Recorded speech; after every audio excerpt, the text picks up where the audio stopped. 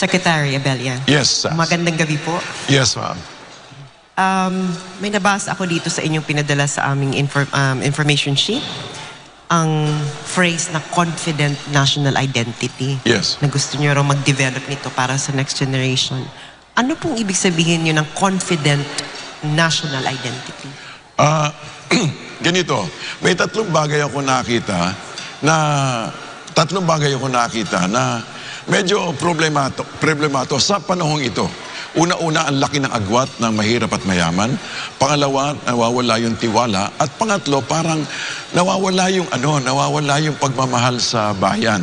Kasi parang laging binababa ang pagka-Pilipino. Ito na-notice ko lang, I just noticed it. Now, when I was working at DFA, I noticed that there was a difference between the attitudes of people coming from the Middle East, for example, working in the Middle East, and they would say, kabayan, kabayan. You know, pero doon sa kabila, when, for example, I go to more Western countries, not necessarily Europe, but for example, North America, for example, there's a tendency to say, kayong mga Pilipino, you know, kayong mga, iniiba na yung sarili, you know. Pero nakita ko rin yan na ang pagka-Pilipino natin, medyo talagang, even our jokes are down. So, siguro the thing that comes to mind is, would the Filipinos fight for the Philippines?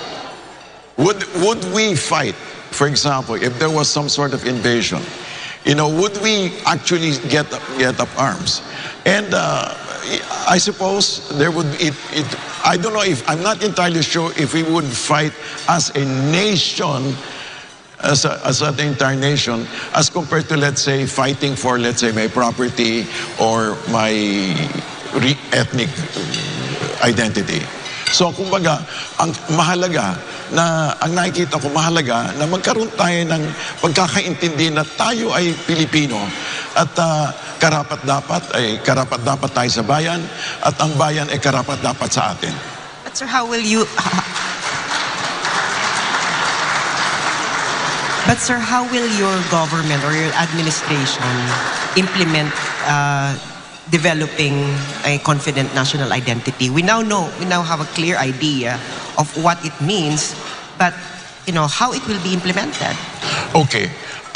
That is where I challenge the participation of civil society, and of course, and one aspect of that would be the National Volunteer Corps. I understand when some people say, let us have mandatory military service, kasi that's supposed to build in a certain stamina, that's supposed to build in certain moral fiber, but the way I understand it is being in office for only 6 years. Maikli lang yun, we can only do so much. But we could plant the seeds for a confident national identity. Number one, encouraging civil society to stand up for what is right and what is wrong, and expose what is wrong. And the other one is for Filipinos, actually, the younger Filipinos, to really begin to love, begin to want to participate in nation building. For example, the National Volunteer Corps, we would like them to be parang ate, kuya sa next generation. For example, may na-miss tayo ng mga 2 years ng education, no? 2 years during the COVID-19 pandemic. So gusto natin silang pumunta doon sa field, sa mga komunidad, at pwede silang tumulong. Kung hindi man maituro lahat, at least teach mastery of reading, writing, arithmetic. Kasama yan. O kaya pagpapalago ng mga pagtatanim, pagtuturo ng konting skills, pagpapakita na pwede palang maging isang modelo. So, kumbaga, showing by example that it is possible to be a young, vibrant nationalist, a patriot. I'm sorry. That was a very insightful observation you made, Secretary Abella, in regard to comparing overseas workers in the Middle East vis-a-vis workers in North America. Yes. And similar places. And what I see there in the insights that you have shared with us is that really those who are in North America are more likely, or in Britain for that matter, to act more British and more Americans Yes. than they are Filipinos. Yes, yes. And that means, therefore, that they in fact look down on those working in the Middle East and similar places. And that's a very insightful observation.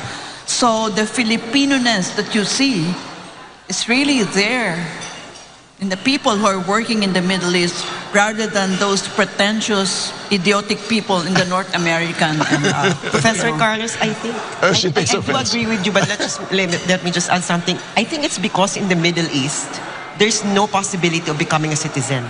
But in Western countries, there is a possibility of actually becoming a citizen of the United States. Pero yun nga, sir, na, you know, you work... Pero Sas, maybe it also has something to do with the kind of workers that you export, which are really, you know, for the dirty things that their own citizens would not want to do. But this is the only time that I've heard that kind of comparison, and it's really something so monumental, you know, and it tells you the divide. That's the reason why I really get peeved when I hear people in the United States, you know, preaching to us as if they suddenly have the answers to all the questions, and that's on account of the insightful observation that you had made.